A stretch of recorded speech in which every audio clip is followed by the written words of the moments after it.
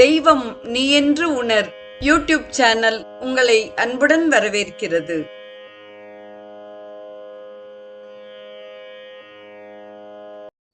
வாழிய செந்தமிழ் அன்பு நிறை உள்ளங்களுக்கு அன்பார்ந்த வணக்கங்கள். வாழ்ந்து காட்டிய வள்ளல்கள் வரிசையில் சுவாமி சிவானந்தரின் வாழ்க்கை வரலாற்றை தொடர்ந்து அவர் எழுதிய காயத்ரி சாதனையும் சந்தியாவந்தனமும் குறித்து நாம் சிந்தித்துக் கொண்டிருக்கிறோம். இன்றைய நிகழ்வில் சந்தியாவந்தனம் குறித்து நாம் சிந்திக்க இருக்கிறோம். சந்திப்பு காலங்களில் செய்யும் வழிபாடே சந்தியாவந்தனம்.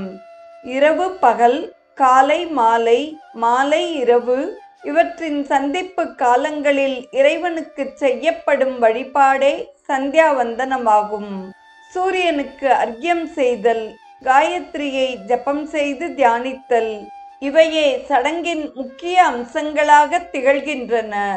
சரியாக புரிந்து கொண்டால் அன்றாடம் செய்த பாவங்களை மன்னித்து அருளி திருவருளை சொரிந்து தெளிவை ஏற்படுத்துவதற்காக இறைவனிடம் செய்யப்படும் ஆத்மார்த்த பிரார்த்தனையே சந்தியாவந்தனம் என்பது தெரிய வரும்.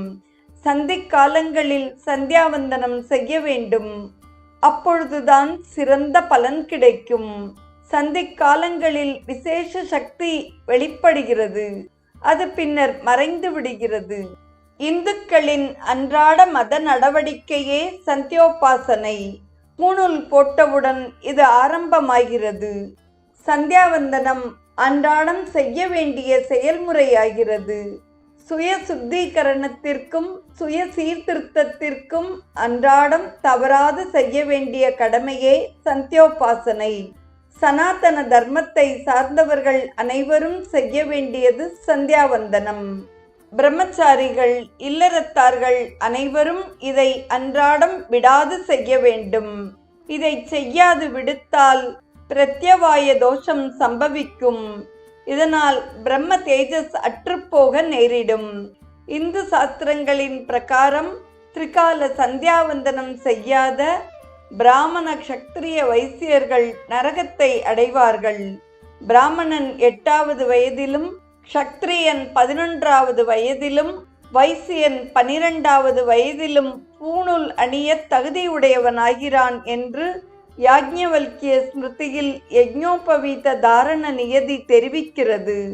இந்த சடங்கிற்கு பிறகுதான் சந்தியை வழிபடுவதற்கும் வேத ஆச்சாரங்களை அனுஷ்டிப்பதற்கும் அவன் தகுதியுடையவனாக கருதப்படுகிறான். அவன் அகம் புறம் தூய்மையை கொண்டு நிற்க வேண்டும். இந்த தெய்வீக தத்துவத்தின் புனித மேன்மையை அவனால் அவ்வமயம் தெரிந்து கொள்ள முடியும். சந்தியாவந்தனத்தின் நன்மைகள்: ஜபம், உபாசனை, சுவாத்தியாயம், தியானம், மன ஒருமைப்பாடு, ஆசனம், பிராணாயாமம் முதலியவற்றின் கூட்டமைப்பே சந்தியோபாசனை. மறை நூல்களில் குறித்த பிரகாரம் குறித்த நேரத்தில் சந்தியாவந்தனம் செய்கிறவன் முயற்சிகள் அனைத்திலும் தூய்மையையும் வெற்றியையும் பெறுகிறான். அவன் சக்திவானாகவும் சாந்தவானாகவும் ஆகிவிடுகிறான்.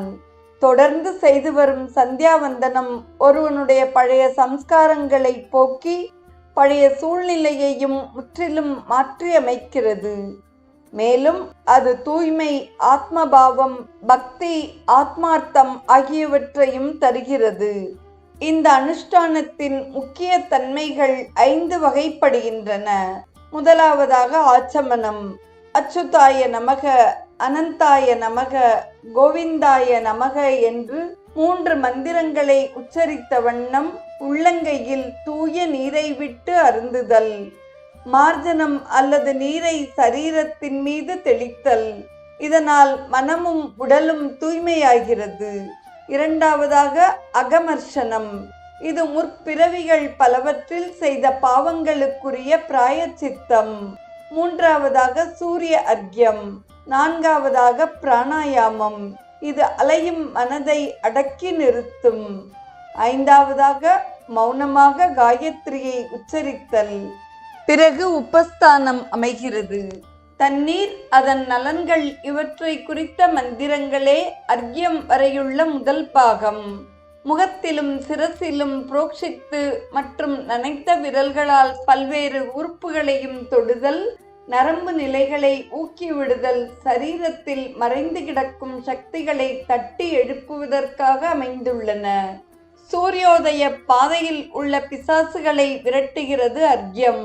தத்துவ ரீதியாக பார்த்தால் அறிவை மலரச் செய்வதிலிருந்து தடுத்து நிறுத்தும் காமம், கோபம், லோபம் முதலியவனையே அப்பிசாசுகளாகும். அறிவே அந்த சூரியனாகும். சந்தியோபாசனையின் இரண்டாவது பாகம் பிராணாயாமமும் காயத்ரி ஜபமும் ஆகும். சூரியோபஸ்தானம். சந்தியோபாசனையின் மூன்றாவது அங்கமே சூரியோபஸ்தானமாகும்.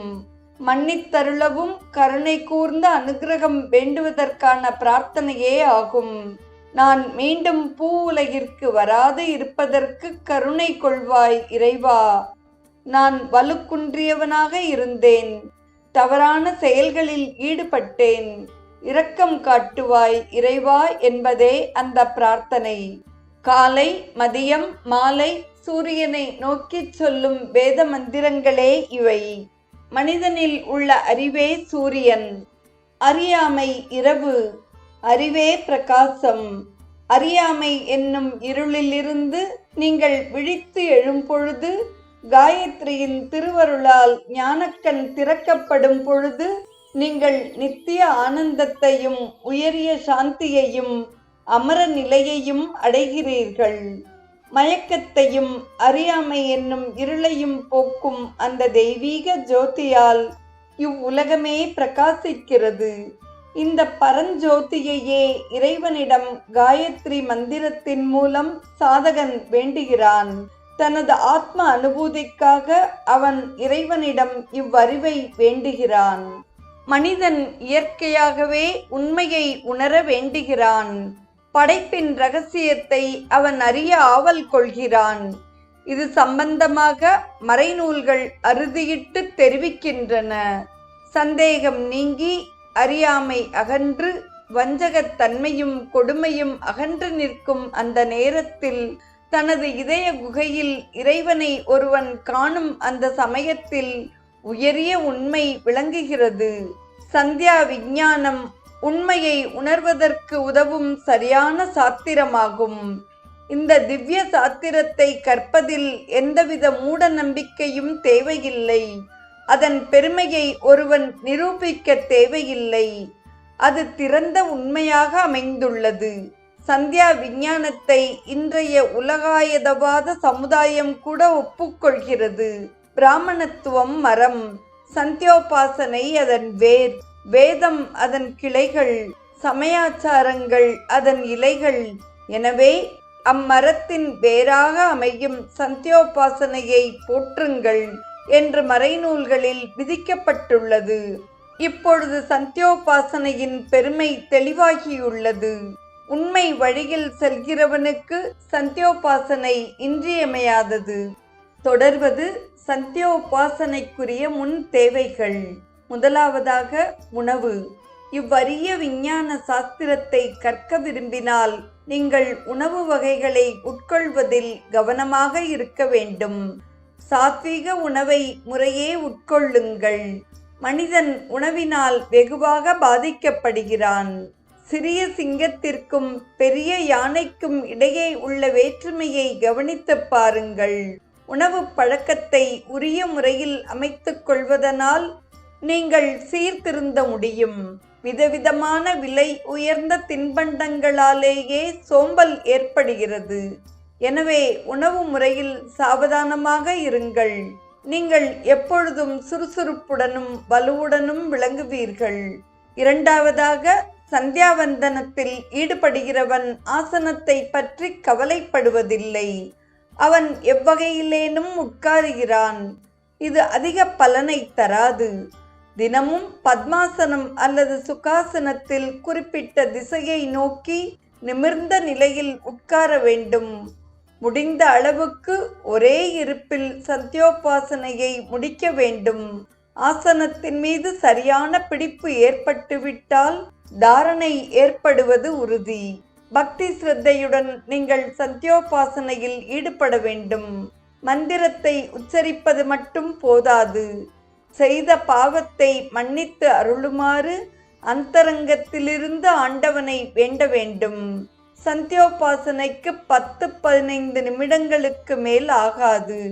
மெதுவாகச் செய்தால் அரை மணி நேரம் ஆகலாம். இந்த சமய அனுஷ்டானத்தில் அரை மணி நேரமாவது செலவிடுங்கள். இதை கட்டாய கர்மங்களுள் ஒன்றாகச் செய்யுங்கள். உங்கள் சாப்பாட்டை விட இது முக்கியமானது. இது மனதை தூய்மைப்படுத்தி அமைதியை தரும், நல்ல ஆரோக்கியத்தையும் அளிக்கும். பழக்கமாகிவிட்டால் நீங்கள் அளவில்லா ஆனந்தத்தை அனுபவிப்பீர்கள். இதனால் உங்கள் முகத்தில் தேஜஸ் ஜொலிக்கும். இதை பழக்கத்தில் நீங்கள் கண்டுகொள்ளலாம். இம்முறையிலேயே அனைவரும் சந்தியோபாசனையில் ஈடுபட்டால் எங்கும் தெய்வீக அலைகள் மோதி நிற்கும்.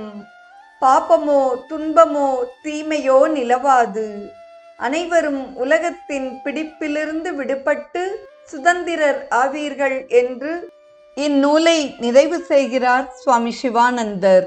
நாளைய நிகழ்வில் சுவாமி சிவானந்தர் எழுதிய இன்பமும் துன்பமும் என்ற புத்தகத்திலிருந்து அவரது சிந்தனைகளை நாம் தொடர்ந்து சிந்திப்போம்.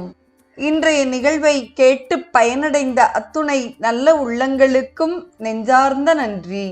வாழிய செந்தமிழ். தெய்வம் நீ என்று உணர் யூடியூப் சேனலை கேட்டு மகிழ்ந்த நீங்கள் உங்கள் நட்பு வட்டத்திற்கும் பகிர்ந்து தொடர்ந்து உங்களது நல்ல ஆதரவினை சப்ஸ்கிரைப் செய்து வழங்குமாறு அன்புடன் வேண்டுவது உங்கள் அன்பின் விசாலம்.